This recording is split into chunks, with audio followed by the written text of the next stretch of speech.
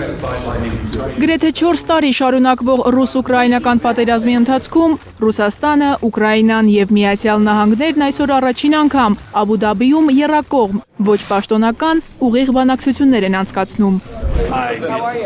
Զելենսկին ավելի վաղ հաստատել էր, որ Աբու Դաբիում սեղանին կլինեն տարածքային հարցեր։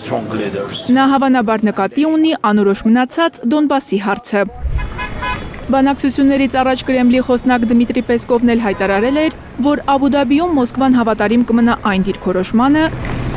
որով ուկրաինական բանակը պետք է լքի Դոնբասի ամբողջ տարածքը։ Թե Մոսկվան, թե Կիևը երեկ հայտարարել են, որ առանց տարածքային հարցը լուծելու երկարաժամկետ խաղաղություն չի կարող լինել։ Ուկրաինական բանակցային թիմը լրագրողներին ասել է, որ պաշտոնական բանակցությունների մեկնարկի ժամը հայտնի չէ։ Տեղեկություններ կան, որ դրանք երեկոյան կարող են սկսվել։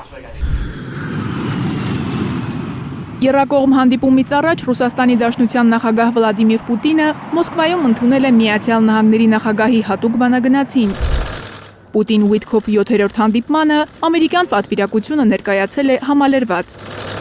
Սթիվ Ուիտքոֆի, Թրամփի փեսայի, Ջարեդ Քուշների հետ Մոսկվայում եղել է նաև Սպիտակ տան ավագ խորհրդական Ջոշ Գրյունբաումը։ Նա Թրամփի ստեղծած խաղաղության խորհրդի ավագ խորհրդականն է։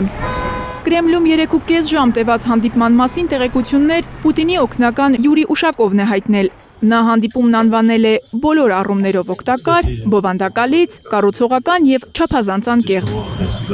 Ուշակովի խոսքով նախորդին Կրեմլում ամերիկյան թիմը իրենց տեղեկացրել է Դավոսում Միացյալ Նահանգների ու Ուկրաինայի նախագահների հանդիպման մասին, որին անձամբ մասնակցել են եւ Ուիտքոֆը, եւ Քուշները։ Մարիամ Ամերջանյան, Գագիկ Տեր-Ղազարյան, Հայլուրի համար։ Հայաստանում եւ աշխարհում տեղի ունեցող իրադարձությունների մասին առաջին իմանալու համար բաժանորդագրվեք մեր ալիքին, սեղմեք զանգակը, որ բաց չթողնեք ամենահրատապը, ամենակարևորն ու հետաքրքիրը։